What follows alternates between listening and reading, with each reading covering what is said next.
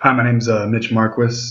This presentation will be about the effects of human trafficking on the globe. A lot of people think, human trafficking, automatically assume it's sex trafficking or something in that nature, like a Liam Neeson Taken movie or something to that degree. And it's actually so much more. And that's what we're here to kind of go over today. There's an estimated about 36 million people, according to Rogowski, who's a professor at Washington, in her article about the extent of human trafficking that are enslaved around the world. And this happens in many different forms, in many different cultures and countries spread throughout. Most importantly, about 70% of that is made up of sex trafficking.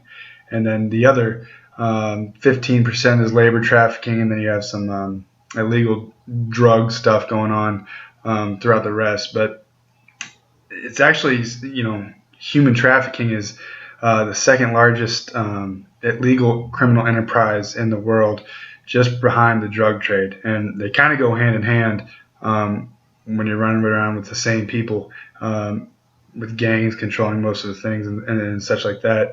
But it's worth about 150 billion annually. So there's a lot of money to be made within it. Human trafficking has been around for since biblical times. I mean, you've had enslavement, forced labor, which we still see today. We're going to talk about the effects that it has on economics, politics, and then socially and psychologically, for that matter, among victims.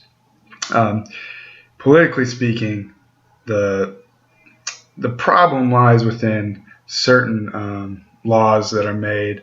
In our country, we have some pretty strict immigration laws, which makes it a large influx of things being smuggled in by what we like to call coyotes, which are people that get paid or themselves are actually working for forced labor to smuggle people across the border and into the country, where usually there's someone on the other end, or someone tied to a business of some sort, to an organization that makes these people work for them.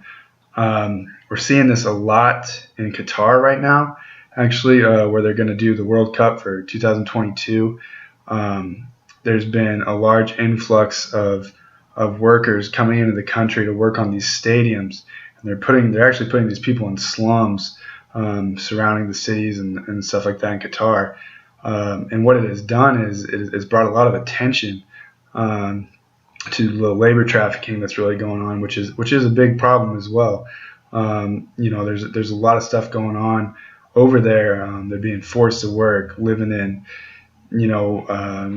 I would basically summarize it by a Jewish ghetto is basically how they're living, like when the Nazis enslaved the Jews in the late 1930s, 1940s. They're putting them into these slums and barely paying them, giving them scraps to eat.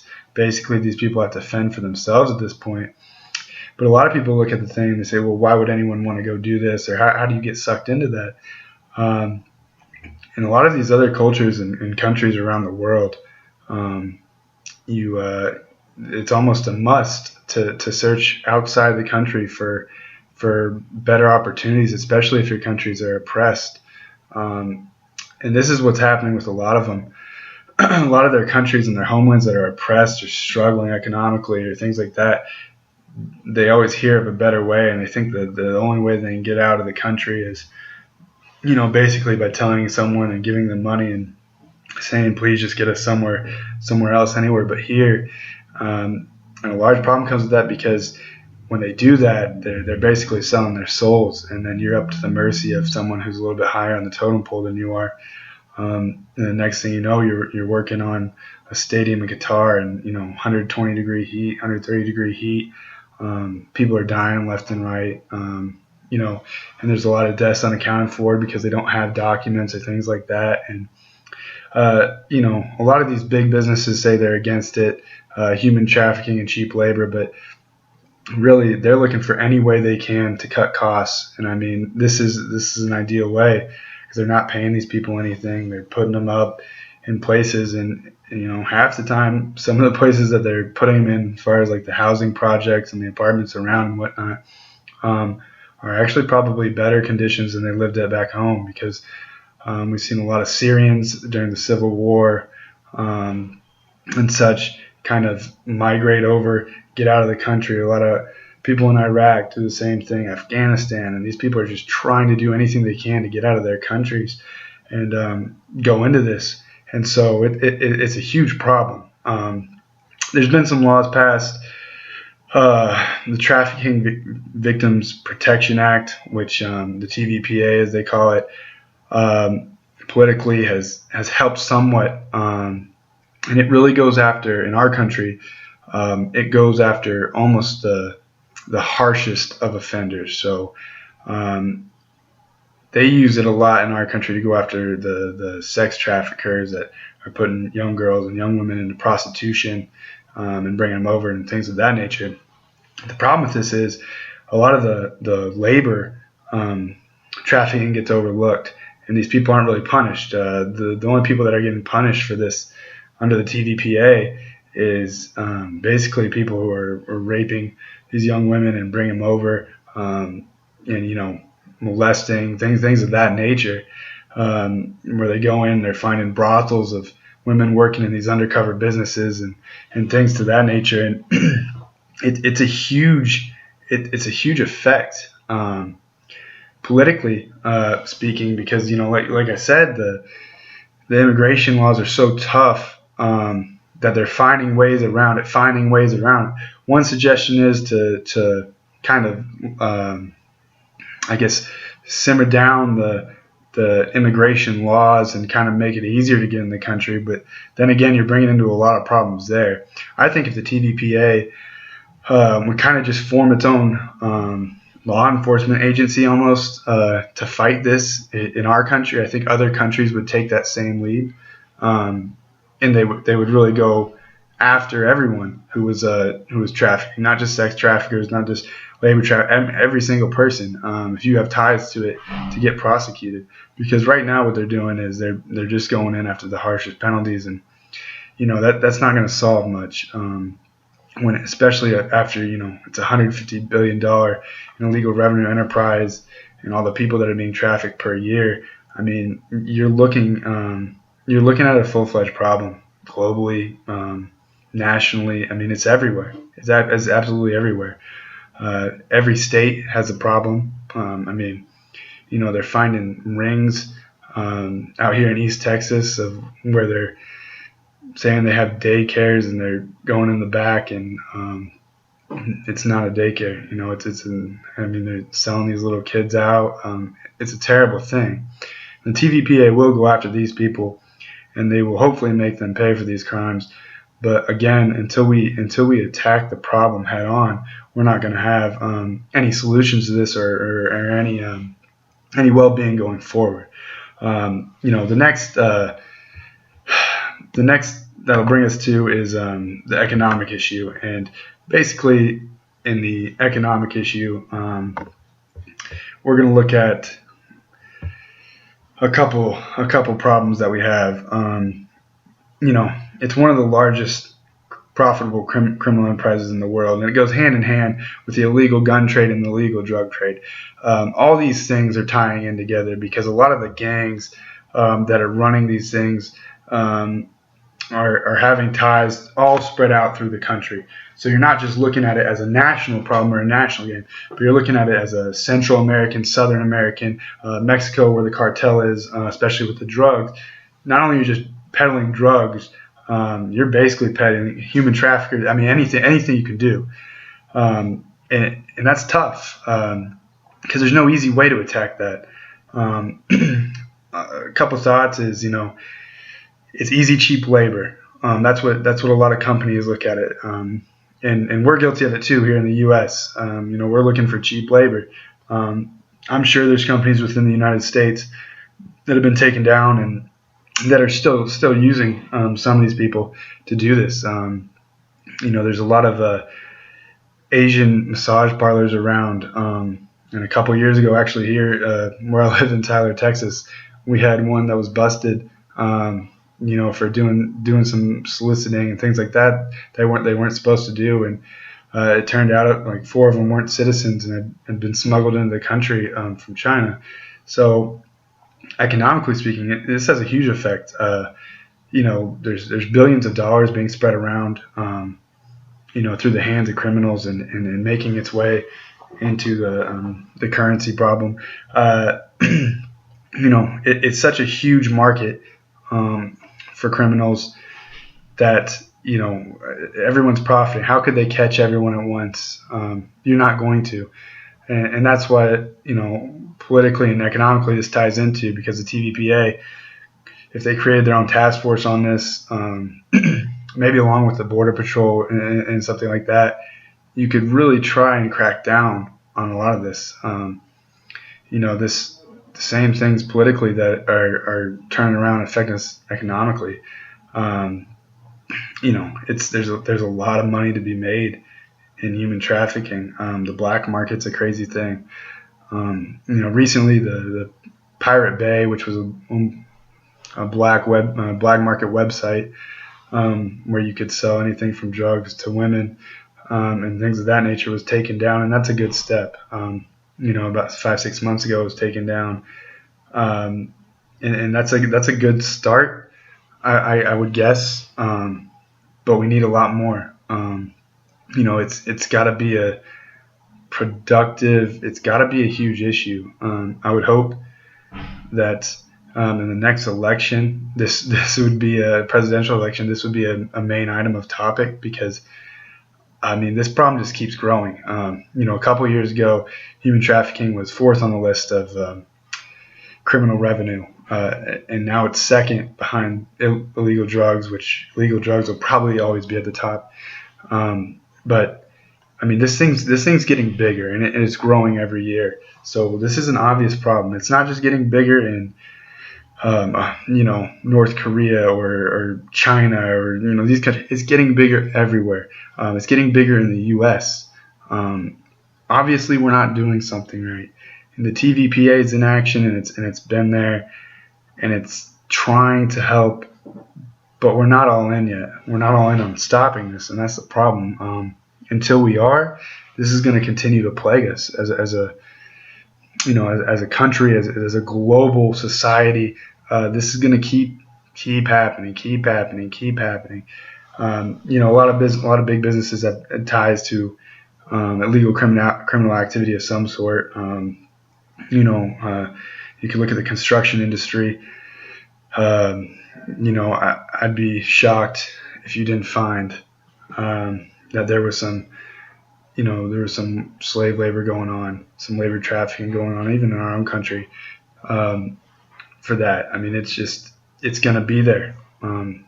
It's inevitable, because these people are trying to get out of their own countries. They're so oppressed, that they don't have anything else. Like, this is their only way out, and this is a better life than they've known. And they don't have rights, and they're not getting any of that. So it's something that we need to address. Is someone going to make these big companies accountable for going after cheap labor and things of that nature? We'll find out.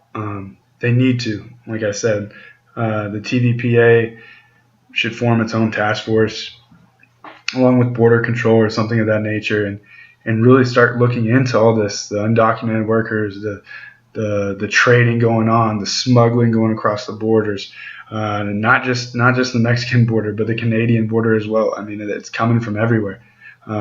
So you can imagine, as you go through this, and I did all this research, how frustrated you could be with seeing just what a little change would do, or this and that, and it just hasn't happened. That'll bring us to the sociology part of it, the psychology part of human trafficking, and what it does to its victims. Basically, I think to really understand this is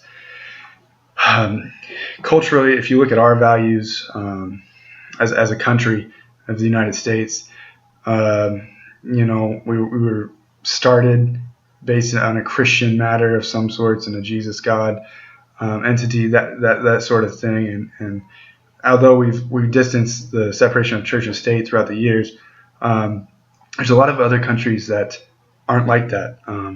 China, for example, where they put a limit on how many kids you can have, and things of that nature. That has a direct effect socially. They have different cultures. They have different cultural values.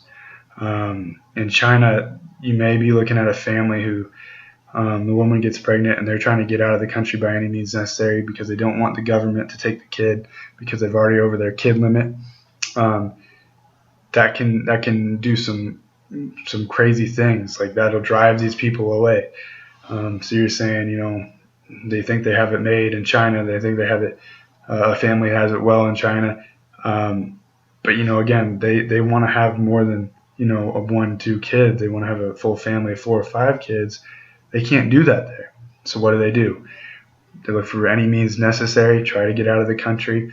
And socially, you're looking at a different ideology. It's one that we don't have to worry about here, because we're free to do whatever we want, and it's not always like that.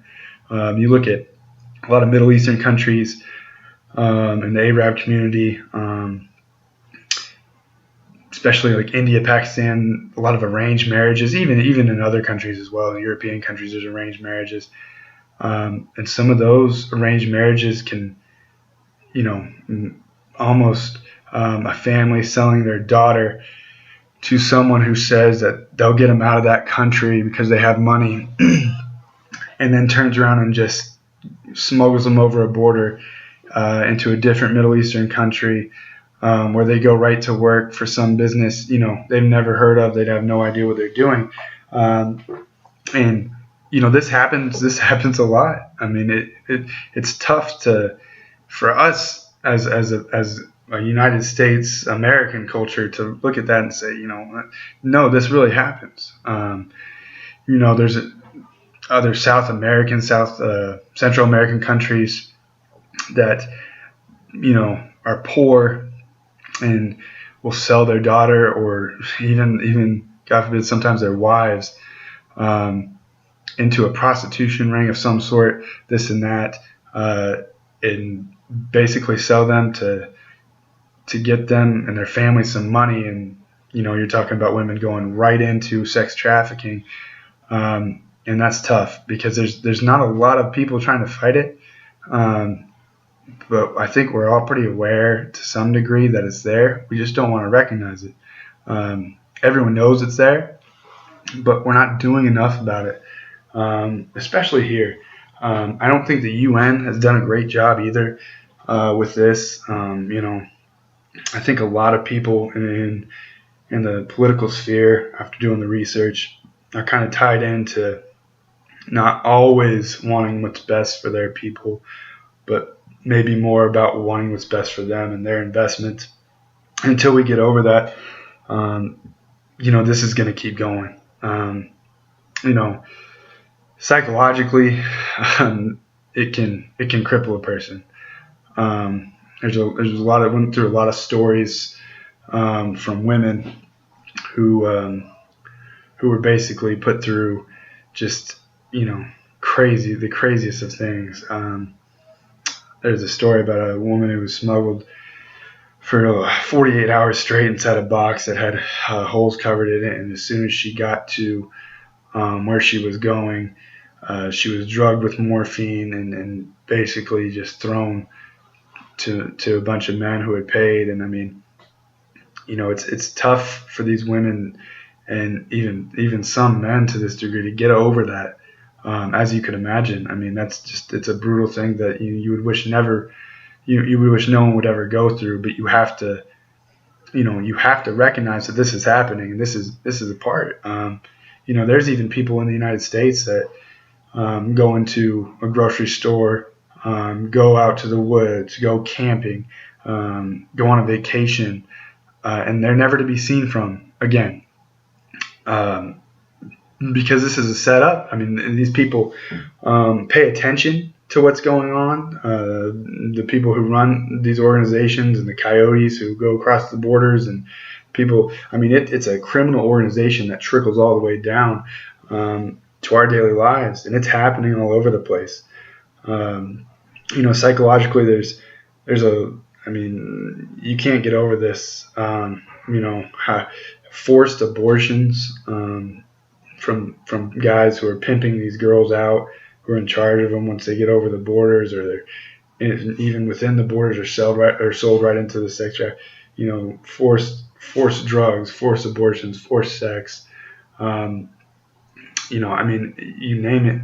As a female to go through that, I mean, how could you? How could you ever recover? How could you ever want to love someone or be married to someone after you got out? If you luckily escaped the business, how could you ever get out of that? And that's really tough to think about, and that's what really has kind of hurt thinking about going through this. And at first, I really didn't want to acknowledge the fact that I had to kind of look at that, but you do.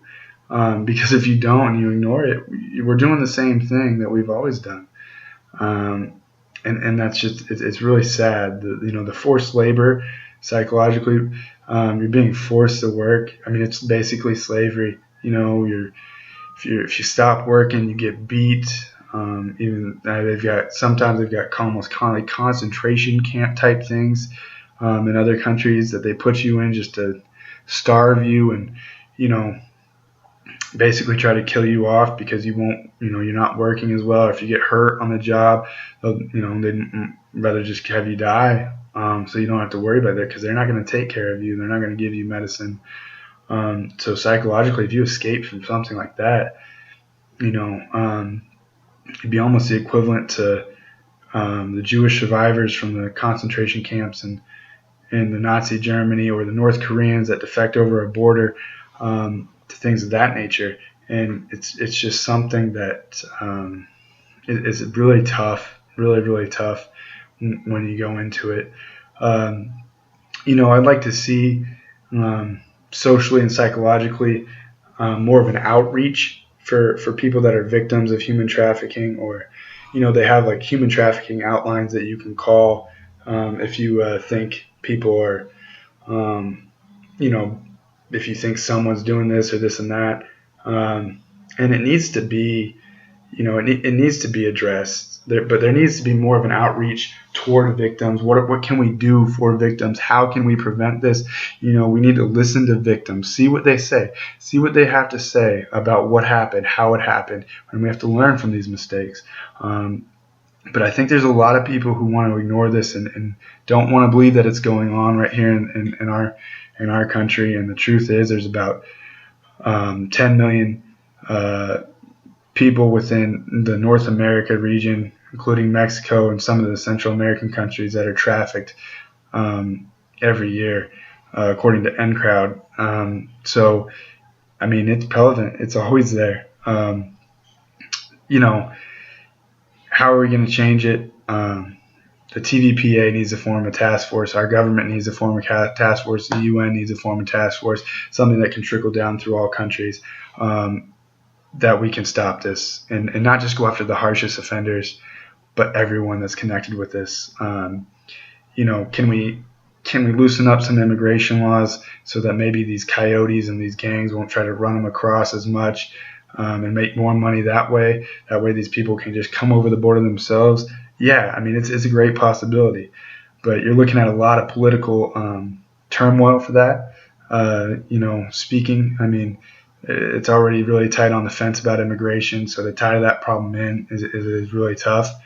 Economically, crack down more on basically everything as far as the illegal drugs. If you legalize marijuana, will it have an effect on this? Probably so. You'll probably see a little bit less human trafficking and illegal drug trading. But at the same time, if you still got cocaine, heroin, crack, all these things present, it's still going to be there. The gangs will move on to something else that's illegal that they can smuggle in and make money for, because if we look throughout the history of time, that's what they've always done. They've always adapted. So, those are a couple suggestions to get it better. But if we don't address the problem, the main thing is we're not going to ever fix this, and we really need to. We all need to take a look and open up our eyes, and basically see what's happening around the world. I mean, you can go type in Qatar, labor slavery 2022, and it'll pop up with all kinds of news artifacts about that. And just more recently, just in Brazil for the last World Cup, there was a ton of forced labor and labor trafficking in Brazil. And, we don't do anything about it. Until we want to do something about it, nothing's going to change. So I hope you guys like the presentation. I appreciate everything. This research has really made me appreciate what I have. I hope it does for you guys as well. But if we're going to solve human trafficking and the problem of it and try to really go fight it, we need to take it head on, and we need to take it head on, and politically, economically, and then socially. We need to fix this. Thank you very much.